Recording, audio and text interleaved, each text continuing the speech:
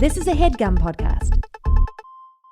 Hello, this is Fake the Nation, where we talk about news, we talk about culture, and where we decide once and for all whether or not a woman over the age of 35 can wear a bikini. Yeah, we're going to do that today. I'm your host, Negin Farsad, and I didn't think that we were going to go so hard today at deciding something so critical to American life, but it is true. If you're over 35, you will know whether or not you need to burn your bikini or, get it dry cleaned. And besides that, we'll also talk about whether apps are ruining everything. We'll talk about the we will talk about the tragic events of Saturday and Trump's VP pick, maybe dip a toe into the convention. And my God, it's a packed show. And for this packed show, I'm very happy to announce the following panel of excellent ladies. First up, you've seen her, you've heard her on the show before. She's got this really fantastic show that tours the country. It's called Adult Sex Ed. It's just a fan favorite. She's a comedian. She's a writer. She's just an all-around fantastic woman. It is the wonderful Dani Leonard. Hey, Dani. Hello. Thank you for having me. Thanks so much for coming. And we have her in studio, which is also exciting. I'm breathing the same air as Dani, you guys. And also now joining us remotely, which does deduct points from her, but then she adds points by being so incredible. She was a writer for The Tonight Show. You can see her on Steven Soderbergh's series Command Z that came out last year, and you can see her in a show in New York City at the new UCB literally Thursday night as this podcast drops, called Cheat, which I highly recommend because I just had the good fortune of performing with this comedian, and man, she's so great. It's so fun. It is literally nothing but a good time. You should definitely go see the show. It is the wonderful Chloe Radcliffe. Hey, Chloe. What's up, everybody? Thank you for having me on. See, I have to deduct points from the get-go because otherwise I would be too awesome. Yeah, exactly. No, right. And so now we're all on a level playing field, and I think that makes us all feel more comfortable. Yeah, you're welcome. And that kind of psychotic confidence is really the underpinning of the solo show about how I've cheated a lot. Anyway, so that kind of psychotic confidence is what makes us all comedians. Yeah. / assholes. Both of those things. Yes. I feel confident in that we would all agree with those two monikers. Oh, yeah. All right. Well, folks, I'm an asshole first and a comedian second. Yeah, Chloe Radcliffe, asshole and comic. That's what I'm just going to say on all of our tombstones. Anyway, folks, before we get into the show, I just want to remind listeners that they can go to patreon.com/Negin Farsad to support the show for as little as $4 a month. You get extra episodes of the show every month. Oh my God. I mean, why wouldn't you? You know what I mean? $4. Support the show, and then there's tiers beyond that where you get more stuff, where you get mugs, where you get t-shirts. It's just a good time, and it's where today's bonus topic that we're going to be recording is I think really extra fun, where we talk about a dude who told his girlfriend not to be a comedian, and I cannot wait to see what we have to say about that because we're all comedians. So that hits close to home. All right, so go to patreon.com/Negin Farsad so you can join in on all of that fun. Now let's get into it with topic number 1. So, okay, we're drowning in apps. I don't think I'm the first to say we actually read a piece in Slate called "I'm Tired of Using an App for Everything," and God, did it resonate with me. I'm sure it's not surprising to listeners, but I'm sort of like a shitty, predictable Luddite. So before I infect the room with my feelings, I have a question for you, which is that do either of you feel like we have too many apps? Dani, because you're in the room and you got extra points for that, you get to go first. Absolutely. I feel like we have too many apps, and I try not to download new apps. Like when something is prompting me to download their app, I get kind of offended. Like, no, I don't want another app. I'm not going to download this app. And then they trick me into it by saying that I can't track my package unless I download the app to see if it was delivered or something like that. Right. And then I feel like all of these new apps also have a wheel that you have to spin in the beginning. Mm-hmm. You download the app and they're like, spin the wheel, you'll get a prize. It's this thing that's just, I don't want a prize. I don't want this. I don't want any of it. There is a world there. I think there was a time in American life where you would maybe be excited about spinning a wheel for a prize, and that those days are long gone. Chloe, what's your position on Yeah, apps? the prizes are all bad now. Oh yeah. Way too many apps, and just I wish that we were on our phones less in general. Wow, I can't believe that I'm about to say this as if it's like a revolutionary statement. Guys, You know Chloe's what? about to really break the glass ceiling right now. She's about to break the narrative ceiling. She's about to just revolutionize everything. What is it that you're going to say? Technology is bad. Yeah, that's the problem. No, I'm a Luddite too. I would much rather do things like, analog. I would much rather I would rather pay bills by hand. I would rather make a phone call, which I guess is barely analog, but still counts as more than an email Yeah. or a text. I would always rather interact with any with a human being to get a problem solved.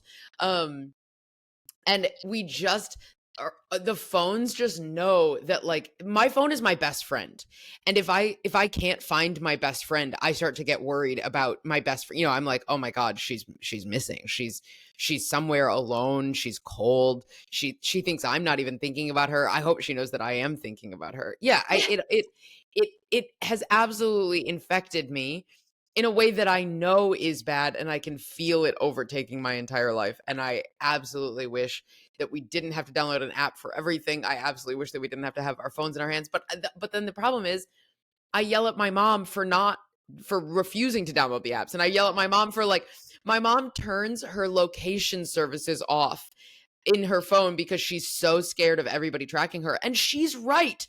But then it means that I open. I'm very impressed that she knows how to turn off her location services. She's so committed to like digital privacy, and she has a sticker over her laptop camera. Wow. She is so committed. But it means then that I open Google Maps on her phone, and it's, takes me to Oklahoma City or whatever the like base location is for Google Maps, to Tulsa, I think is where it takes me. And so no, I really have resigned myself to needing modern convenience. I mean, yeah, okay. So, like, I mean, unfortunately, there's like, no, I believe none of us disagree here, and I think this is a really important point because I haven't met anyone in any age group that loves the apps, like that loves the appification of everything. I go to a gym and they like for you to sign up to the class on their app, and I have never done that. I've just always shown up and been like, hey, can you just sign me up or whatever, right? And then one day they go, we have an app you could like sign up in advance. And I was like, listen, I got to be honest with you guys. My goal in life is to never ever download your app. Like, that's my one of, like, I want to be able to die and say I achieved never having downloaded this one fucking gym's app like that I use all the time. And they were laughing, but also I think they were like, no, I get it. It's like, it's annoying. I mean, and I don't have to deal with laundry machines, but like in this article they talked a lot about apartment buildings with laundry machines that are app activated. I mean, that sounds like a fucking nightmare. Look, I'm not saying getting quarters was easy, but there was that like transition phase where you could just tap your credit card and do laundry. What happened to, like, let's just keep that phase? Why do you need an app? Like, it's just, I do think it has decreased life's life quality. You know what I mean? And a friend was actually complaining they took their kid to Disneyland, and I haven't experienced this yet, but apparently you have to use an app at Disneyland for all the rides. I don't know, a listener can like reach out to me if this is a wrong characterization, but apparently that's the way to do it because you're like standing on lines, blah, blah, blah. You're supposed to, like, I don't know, announce that you're going to another like ride or whatever. And I mean, look, I stood in those lines as a child. I'm not saying that the lines are fun. I also don't see that the lines change dramatically by having the app. So it just sounds like you have the lines and now also an app. Like, it just sucks. Well, and like in theory, I understand that we could put, there's probably some system in that Disney World app where everybody's place in line is registered, and the like ride operators know how many people want to be where, and they can turn off the ride at the right time, or they can add cars at the right time or whatever, right? And that from a data perspective, it's so much more useful. But from the user end, it's just a new layer of something annoying. And I would rather just have a quarter in my hand. I would rather just stand in a line and not know. But here we are, filled with. We are. Okay, but listen, we're going to change gears really quick because, like, this came up. This is very critical here. This came up as a question in the Times. Whether or not a woman who's going to her daughter's wedding, that is a beach wedding, has a lot of like beach activities within it, should wear a bikini at the festivities. Now, so my question to you both is, can this one particular woman wear a bikini to her daughter's wedding? I mean, like, probably not the ceremony, right? But like the other things. And also, when are you too old to wear a bikini, Faith? I mean, yes, Dani. So the thing that stuck out with me about the article is that this woman was posing this question, but not to her daughter whose wedding it was. Like, I think that would be the most important person for her to be like, hey, should I wear a bikini to your wedding? Right. And there was also a point where she says, by the way, I can pull it off. Yeah. So she's like a hot lady, good bod, like in her 50s or 60s or whatever. And right, there was no indication that she asked her daughter. That's totally true. Because one of the arguments that she made was like, what if I upstage my daughter? So I thought that was confidence. I know. Is she a comedian, this woman? And look, if you are hot enough in your, presumably 60s, probably at least, if not 70s, to be concerned about upstaging your daughter, then, either upstage your daughter, or I was going to say, then don't wear the bikini, because if no 70-year-old asks, I might upstage my daughter in a bikini, if that person isn't definitely going to upstage her daughter in a bikini. Also, no 70-year-old asks, like, says, I can definitely pull it off. Like, that feels like a rare thing for, like... Totally. This is a hot lady. Yeah. Or just an obscenely delusional lady. A psychotically confident lady, in which case I really feel her on that one. But all it takes to pull something off is confidence. That's what New York teaches you. You can look however you want, and if it looks like you meant to look like that, everybody goes, yeah, I get it. Right. I mean, I don't know. My feeling is, it's so weird. Like, it immediately makes me think of weddings I've been to in Iran. Where this question is not a part of the question. Yeah, lots of bikinis. Like, it's not a lot of bikinis. There's no beach weddings. But it's funny because, like, when you go to a wedding in Iran, like, basically you wear your hijab, whatever, and then you get into whatever apartment. A lot of house weddings there, because of the legalities and stuff. So, because they want to put men and women together. If you do it at a public space, you can't put men and women together. So, like, that's the issue. So what they do is, they have a lot of house parties, and then you walk in and you go to like a random room. If you're a lady, you go to a random room because your hijab like sort of like messes up your hair and all that stuff, and like you've been hot, it's summertime, and you're sweating, and your makeup comes off because of you're hotter because of the hijab, whatever. So they have a designated room for like fix your hijab, take off the hijab and fix your look. And then you walk in there looking very Muslim, and you walk out of there looking like a slut. Okay, that's an Iranian wedding. All right. And by the way, these bitches do upstage their daughters, right? They're like, an Iranian woman is just like gold all over, like sequins. I mean, it's just very intense. So I feel like the question of upstaging, it's sort of like as an elder, you should always you should look awesome. So that's one of the things that I'm kind of like, I mean, obviously everyone's going to look at her. She's young, she's gorgeous, whatever. But like, I think they should look at you too. I think that realistically how people are going to respond is they're going to go, damn, Carol, you look amazing. And then move on to getting absolutely royally fucked up drunk on the beach. Yes, agree. Now, so here's the other question is just like, is there an age? Do you feel like there is an age where people should stop wearing bikinis? I'm going to say no. And so for my show, Adult Sex Ed, I also have a weekly newsletter on Substack, and I did a deep dive into nudist communities. Ooh. Which isn't like inherently sexual. They're nude, but it's not necessarily about sex at all. They're just choosing to live life in the nude. And I looked up who the board members are, of some of like the national nudist organizations, and of course in their profile photos they're just like completely naked, tits hanging out, and most of them are women over, I would say, over the age of 70. Ooh, and interesting. it was so nice to see, of just these people who like full confidence, really don't care what someone else's experience is of them. It's just, it really is, it was really nice to see. It was really nice. So, No, I don't so think your there's an position age. is there's no way. No. It's funny, the nudist community, I didn't even think about them playing into it, but they're sort of notoriously not hot. Yeah. Oh yeah. There is Absolute weirdo losers who we do not want to be looking at their tits, and then they're saying, "Look at my weird tits."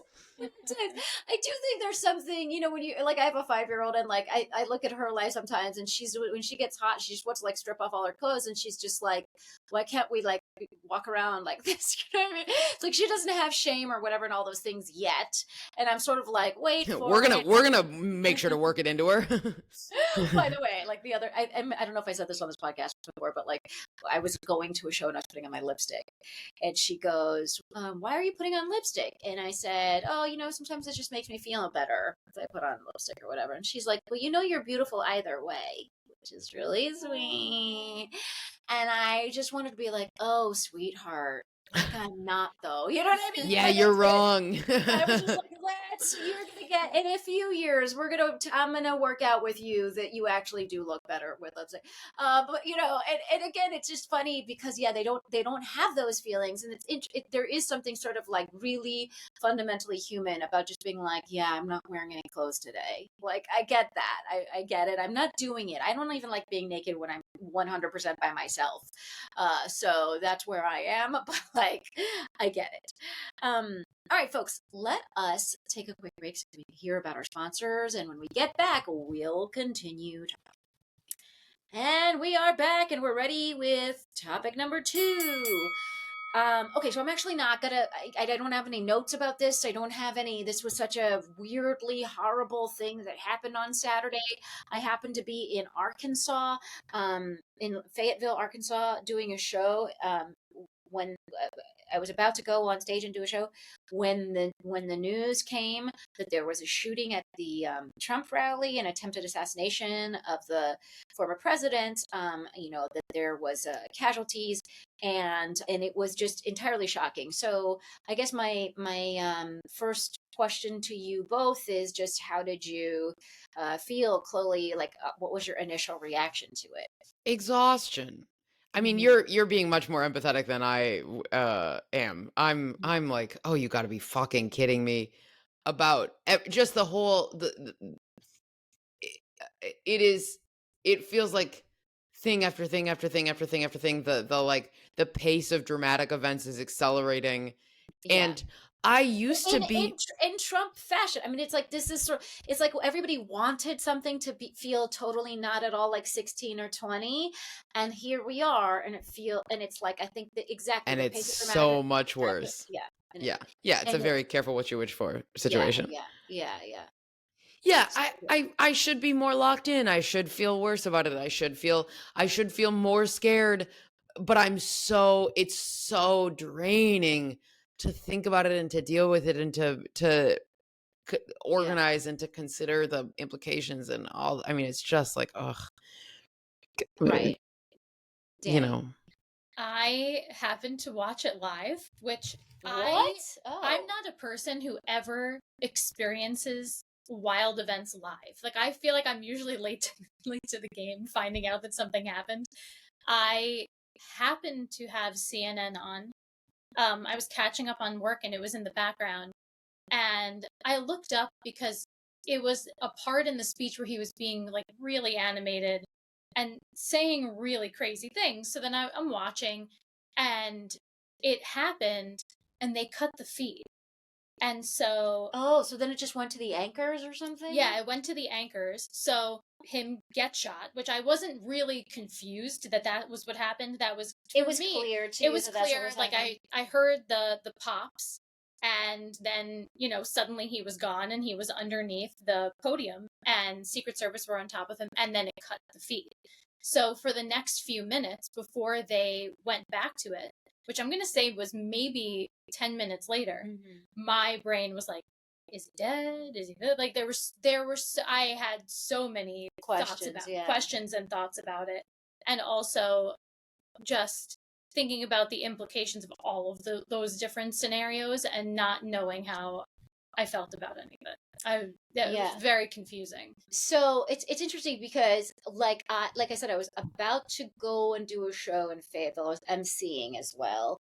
And a bunch of comics you guys probably know, Chris Gethard, Corey Ryan Forrester, Dylan Adler. Anyways, we were all in this lineup, and a bunch of us are like New Yorkers. The producers are New Yorkers, and they're immediately like, "Oh my God, here we go! You have to make a statement, Negin. You have to like say something. You have to like prepare everybody, or like say like, okay, we decided that we were still going to do the show that we had prepared for you. We recognize like the events were tragic. Like we were like thinking about what I would say to start things off, and then sort of move and try and just have a show anyway that would like not completely distract the audience, or like that could somehow provide some respite for a distracted audience. And then the audience started to trickle in, and our local producer was there, and I was like, hey, I was thinking of saying something to the audience at the top, and she was like, oh, I don't know why you would do that. And I was like, oh, like because this is such a big deal, like because this feels like such a big deal. And she's like, I don't know, it doesn't feel like you need to do that. Yeah. And again, this is I just want to say, like, obviously, like no one knows what the right move is in these situations. And also what's interesting is that the audience in Fayetteville, which is kind of like this purple, maybe lean blue city in Arkansas, which is a red state, was and I don't mean this to sound judgmental and like at all. I'm just like reporting what I saw, which is the audience was not phased. No. And I think that's partly maybe your reaction, Chloe, which is just like, I'm so exhausted, I can't muster a reaction anymore. Yeah. And partly, even though, I mean, my immediate reaction was that I cried. I cried, which listeners will not be surprised about. But like, I was just like very sad for whatever may have happened. I didn't really quite understand because I just saw the video. Like, it was all very new. It was like probably as much information as you had, Dani. And I was just like, oh my God, I'm just so sad. And then I also just like really thought like, I don't understand what's happening to the audience behind him. Like, why do they put people behind them? That seems really risky. Why did they ever do that? Like, I don't know. I had all these thoughts. And I also just thought immediately, like, whatever's happening in this race, it's going to shut people down. It's going to make people even more tired of like this campaign, which is still really important. And people are gonna start saying that they don't believe in America, blah, blah, blah, and all that stuff. And I find that stuff exhausting. And I push against that because that's not my position. I'm very optimistic about this country. I have been since day one. And again, stories like the one I just told you about how you go to a wedding in Iran is why, because that's not how we have to go to weddings here. Because we can fucking talk about wearing a bikini at a wedding here. Yeah, we have 70-year-olds show up in bikinis and we say, cover yourself up. Right.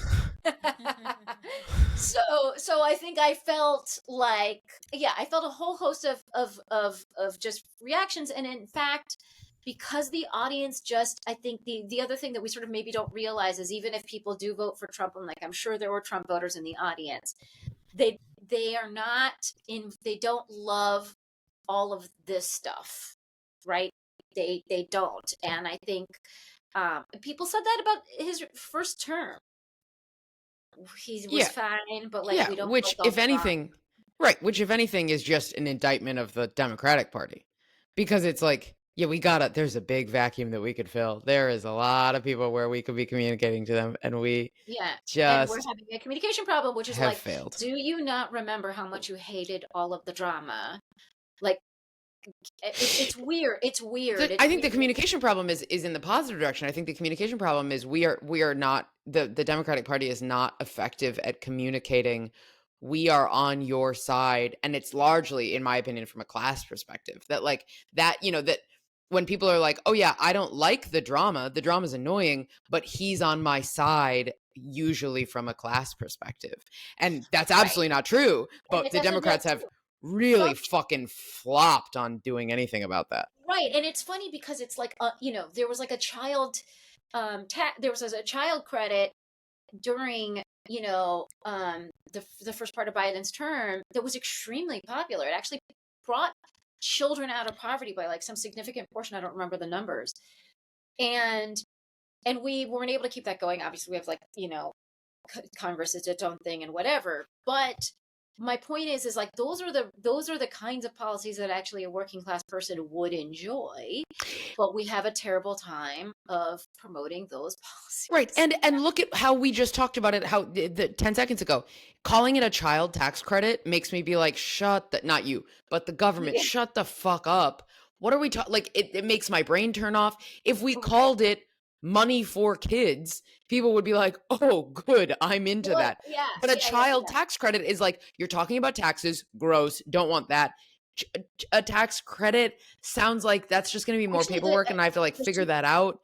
Fundamentally, this was literally like you just got money in the mail. So this was not a tax credit. It was just a credit. Like you just whatever it is, right. But you're right that either way, whatever it was, the specifics of that thing, whatever the specifics of that thing, that mechanism was poorly communicated. It has been poorly communicated. The idea that that's a possibility, that we are the richest nation, we can actually afford to send people money to help raise their children, that is not communicated. And it's funny because that's probably like lowest rung issue, even though it's like the one like to me like highest rung issue. But I think there's like 3 other things that are gonna beat that in terms of what the election is about. The election will be about abortion, and the election will be about immigration.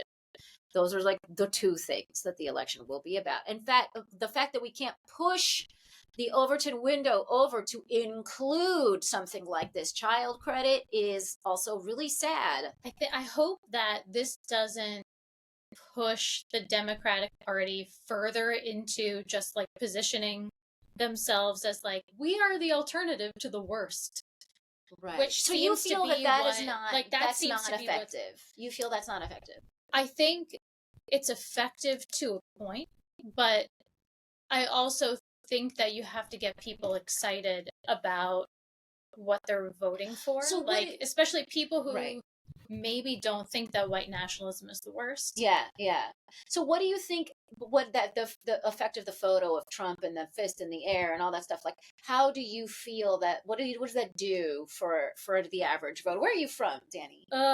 I'm from Long Island. Okay. And I think maybe this is significant. I'm from a part of Long Island that was always blue and is now red. Mm-hmm. And it's hard. Is that George Santos seat? Is it that one? Oh, gotcha. Yeah, that's my district. Okay, great. Congratulations. Thank you. That was such a fun time. Yeah. I mean, I obviously don't live there now, but it's almost hard for me to imagine that now it's red country, but it really is.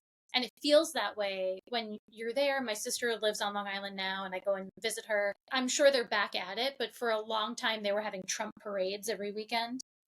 In your district? Not that district, but further out. Okay. That's wild, yeah. But still, a parade. A Trump parade. Yeah. And, I think that what that photo does is kind of play further into Joe Biden is weak and Trump is strong and we need a strong person to protect us, which is not a smart position, but I still think it's a position of a lot of people. It's so funny because like something like this, any strongman stuff, like literal strongman stuff does absolutely nothing for me. Yeah, like too. even like when I'm out to fuck, like I don't look at like guys with a bunch of muscles as like hot guys or whatever. Like I just don't think about that. So like I'm just like, I find this thing about looking at that image and like that it projects strength is just, I just don't understand it. If I find it baffling, but I know that I'm kind of alone in that. Chloe, what do you think about that image? What that might say to voters? I'll say this: I always used to date skinny intellectuals forever and ever, and then I started dating a muscular criminal, and unfortunately, it was hotter. No, I get it. To me, it exactly what both of you were just saying exactly embodies what I was saying earlier about that, the Democrats can't simply be the alternate to bad. It's what you were saying. Why don't they remember how annoyed they were with the drama? But it's like, no. We can't just go, yeah, but do you want a little bit of less of that? We're a little bit of less of that. It's that there's no propulsion on the left. There's no forward movement right now. There is, and there are activists. There's a lot of activism, but there's no unified momentum. And so doesn't feel like there's anything that we can fight for. It doesn't feel like there's anything that we can cling to. And so, when the image is that Trump looks strong, whether it's strong man, literally strong man, whether it's, he survived an assassination attempt, whether it's just how he projects himself, all we have is, yeah, but he's bad. Yeah, but he's mean. And it's like, yeah, he's evil. Absolutely. He's a dumbass who leads a phalanx of evil activists. But we just protesting, just sort of being like glum about it, gives us absolutely nothing to put energy behind, and we need to be able to have a champion that we can gather behind, and it is unfortunately not Joe Biden. And I don't think it really has been Joe Biden. I don't know that it wasn't Hillary Clinton. I think it could have been Bernie, but maybe I'm not even like, maybe that view is biased by, me having a hipster lifestyle that like everybody around me liked Bernie. But it's like, you can't win a battle by just saying, no, but not that. And you certainly cannot build any kind of long-term progress or long-term system by saying, no, not that. We have to have some degree of propulsion, and the Democrats are so bad at that. And I think the left is bad at it in general. I mean, I think the way that we purity test each other and the way that we infight each other is so moronic. It's like fucking the right. Yeah, the testing is just exhausting. It's so exhausting. And it's like the right has figured out that it is a long game and you have to be united as a block. And we need a long game and we have to be united as a block. We can't just be doing this. I will push back on that a little bit, because one of the things that makes the Democratic Party is that it's a big tent that actually allows for discussion, right? It's a little more America and they're a little more Iran, if you know what I'm saying. Like they do squash dissent within their party. I mean, I think the Democrats have squashed dissent. Why? How did Biden wind up being the nominee? Biden have nobody run against him this year, right? Like, even like AOC is like 100% for Biden or whatever, right? It's there and there's plenty of people in the Democratic Party that'll be on very pro-Palestinian on the Gaza issue versus there's so much more room for dissent in this party, which is why people are attracted to this party. It's not just like one muzzled voice. It's sure. And so I think, but I wish, and I don't know what the answer is to this, but I wish there was like a mechanism by which we aired our grievances amongst each other, and we're just like, okay, look, you like this, I like this, let's just like kind of come to the middle, and then when we go out publicly, we'll all say this. I do wish we had a little bit more of that, and that's exactly what the Republicans have done. There certainly are Republicans who disagree with each other. I would say, God, first of all, I want to say, I'm just going to go out on a limb and say, I think 80% of them actually really hate Trump. I'm sure, I would guess so. Absolutely. Right. So, I mean, but they figured out a way of, they have those chats behind closed doors. It's like, and then they just come out unified. Nikki. Okay. So this is where actually right now, let us just launch into topic number 3, because we're going to talk about VP picks. We're talking about the convention for a little bit. Nikki Haley, and this is so disappointing to me. She first went on saying, "I'm going to vote for Trump, and I'm not going to endorse him." And then here we are, a few weeks after that, and she's just like definitely fucking strongly endorses him after spending an entire campaign season telling us that man is dangerous and terrible and dangerous for the world order. I mean, like she went pretty hard on Trump, and here she is endorsing the motherfucker, and like that was like very just disappointing for me, but it's also an indication to what you're saying, Chloe, which is they never fall out of line. Mm-hmm. They never fall out of line. Mm-hmm. And part of the reason, again, I don't necessarily know that the Republican Party was like this unified, or whatever you want to call it. Unified is a positive term, but this clenched down back in the day. But the main difference is people like Mitt Romney have to spend $5,000 a day on security to be able to speak out against Trump, and not everyone can do that. And that's the reality, because it's dangerous, because some of his there's doxing, there's death threats, there's this. I mean, it's fucking, having been in the crosshairs of being called an Islamofascist and stuff like that, like just from like Breitbart and Daily Caller and stuff like that. And like looking at what's going on, I was like a mild case of that, but it was already like so much for me to bear, and it sucked, and I know what's going on out there right now when you dissent against Trump is like 50 times worse.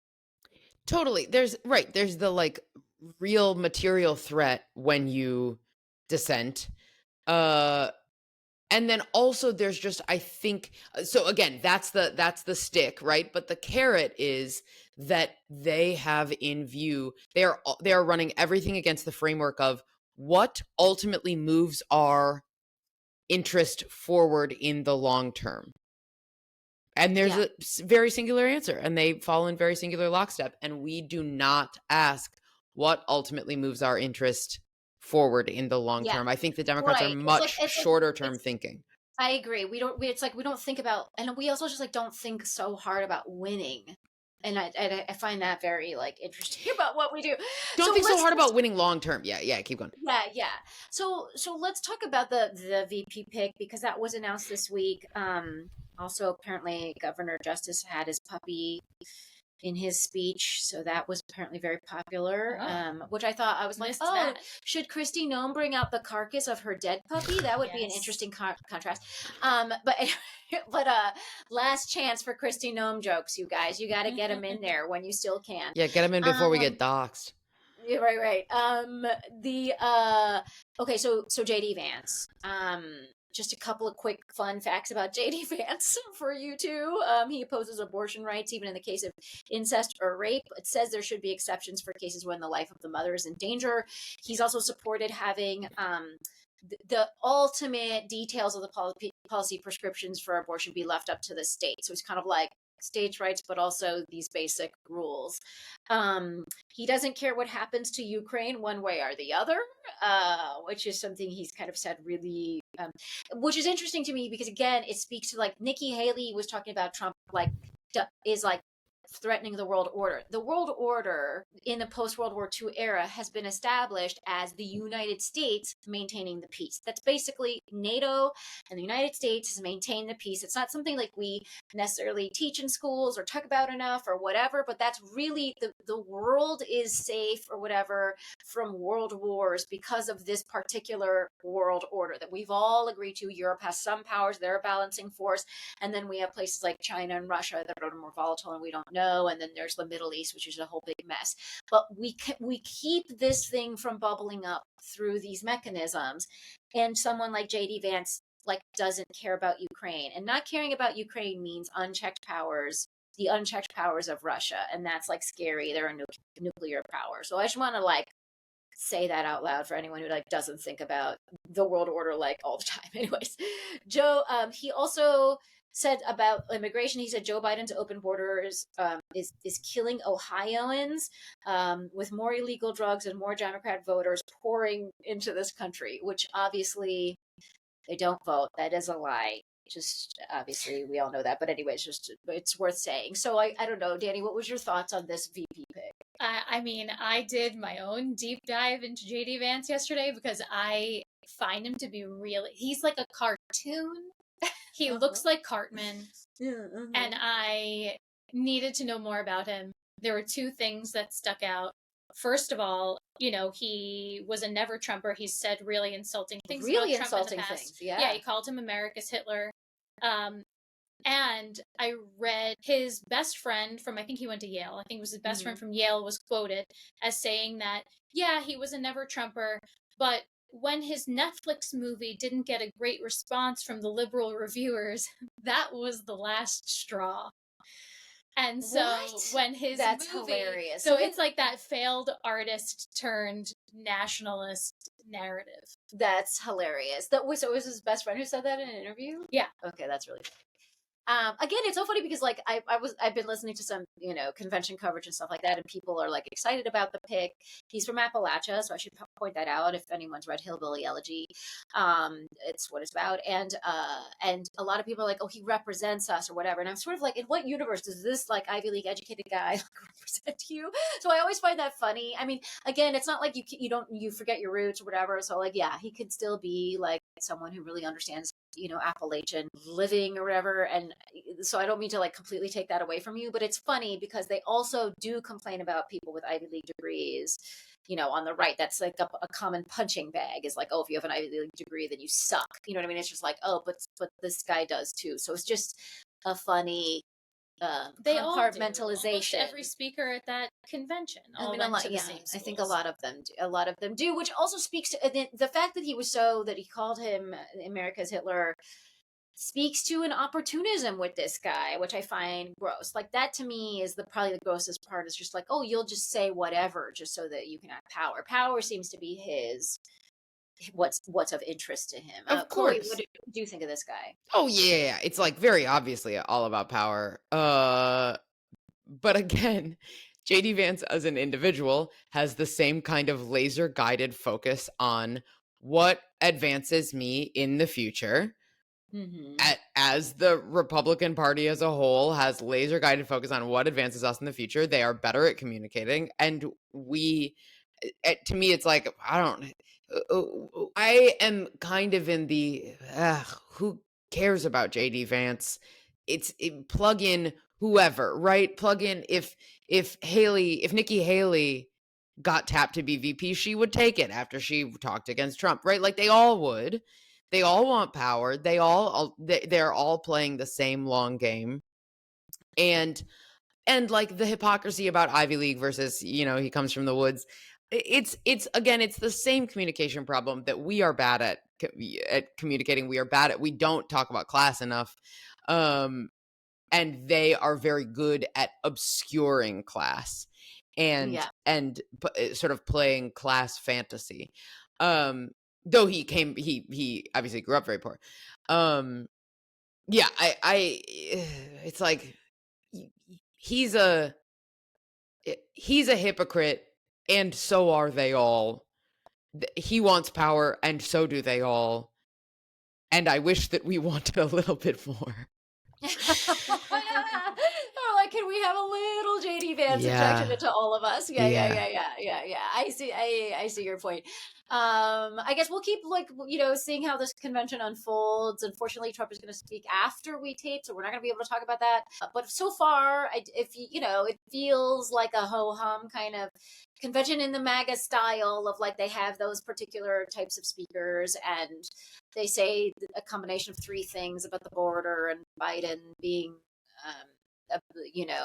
kind of weekend of Bernie's president, and I don't know. Oh, and then also they just like really gas up Trump because that's also part of the job, I think, in every speech. Two other things that surprised me. Well, I was surprised that he chose JD Vance. Yeah. JD Vance like openly calls himself a nationalist. There was this tweet that he got in trouble for a few years ago, but it's also like just one of the dumbest things ever, where he came out against daylight savings because he wrote like, as a nationalist who worries about our country's fertility problem. It was like about how he thinks that daylight savings causes at least a 10% drop in fertility, which of course doctors were like, nope. And then also he called himself a nationalist.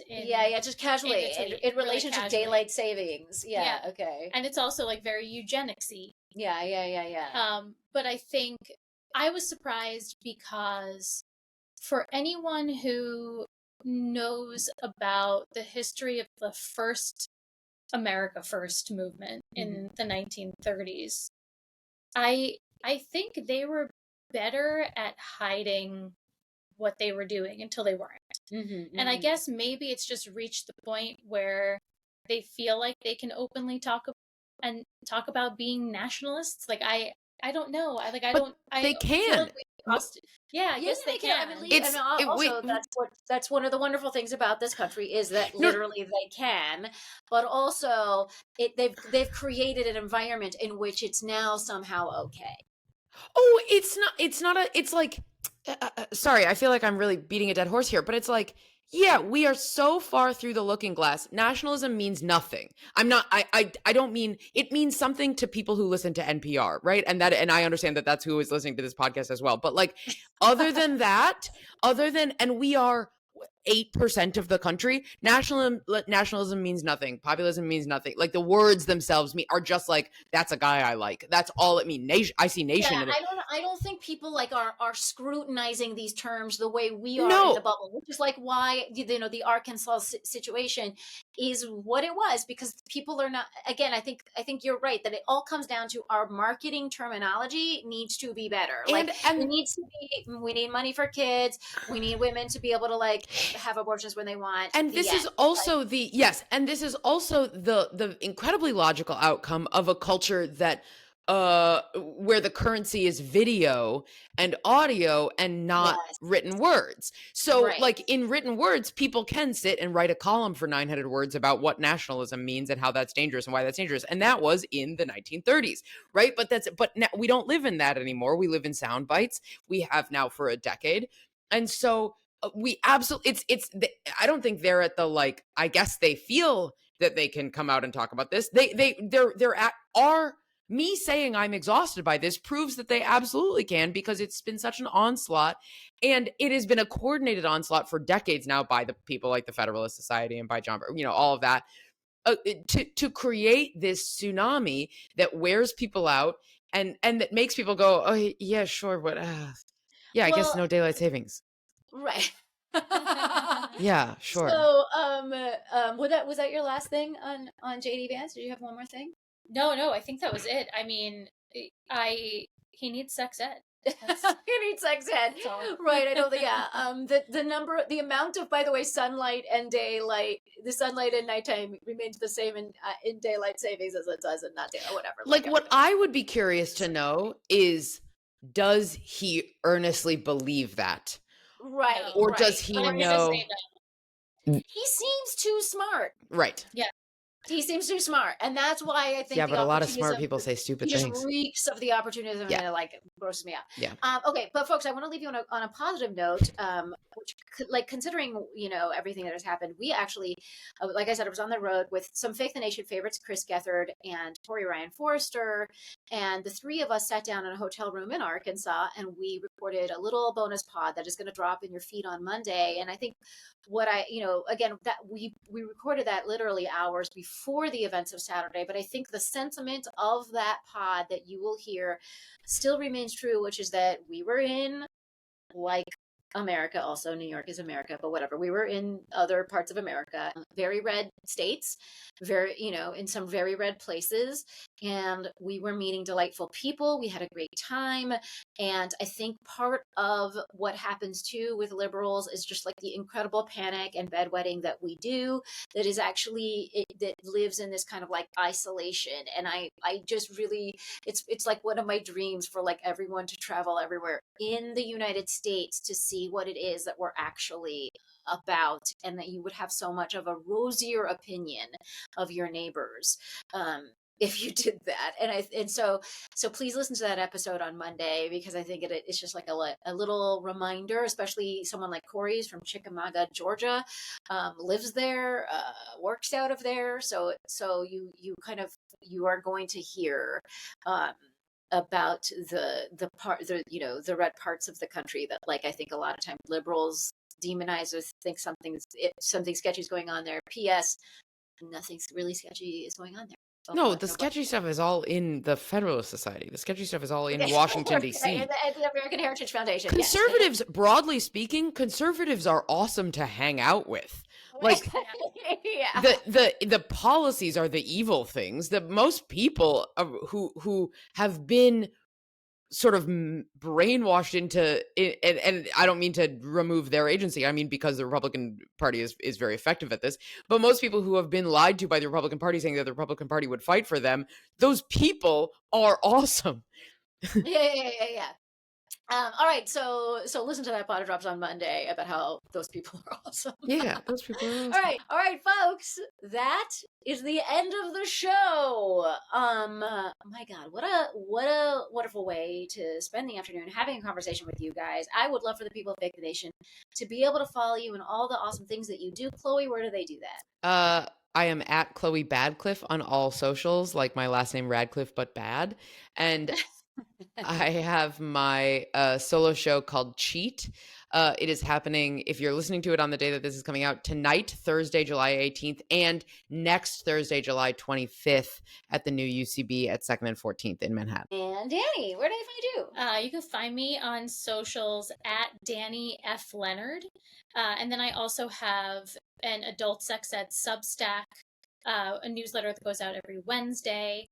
And I also update people there about shows, and I'm also in the middle of directing a documentary, which I didn't talk about at all today. That is also something that you would receive updates about through the adult sex ed Substack. Folks, so much for you guys to dig into. By the way, I just got back on the road. Just thank you so much to all the Fake the Nation listeners that came out to see us in Milwaukee and Muncie and Hazard and Memphis and Fayetteville. It was such a fun time. It was so great to meet you guys. And also, I will be doing Wait, Don't Tell Me at I think it's the Wolf Trap in the suburbs of DC on August 1st. So come out to see if you, I believe there's still tickets. I'm not sure. So go to the Wait, Don't Tell Me website to see if you can still get tickets for that. It's such a fun place to see shows. It's one of those big outdoor venues. It's just really lovely. And I will have more dates coming up for you guys in the future. Otherwise, I want to thank everyone that makes this show a possibility. Thank you so much to our wonderful producer, Andrew McGuire.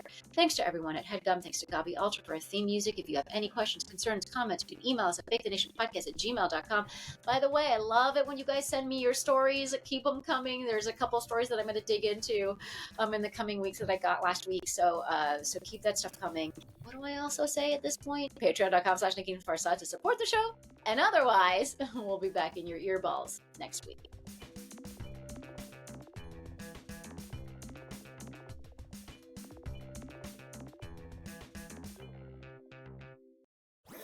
That was a Headgum podcast.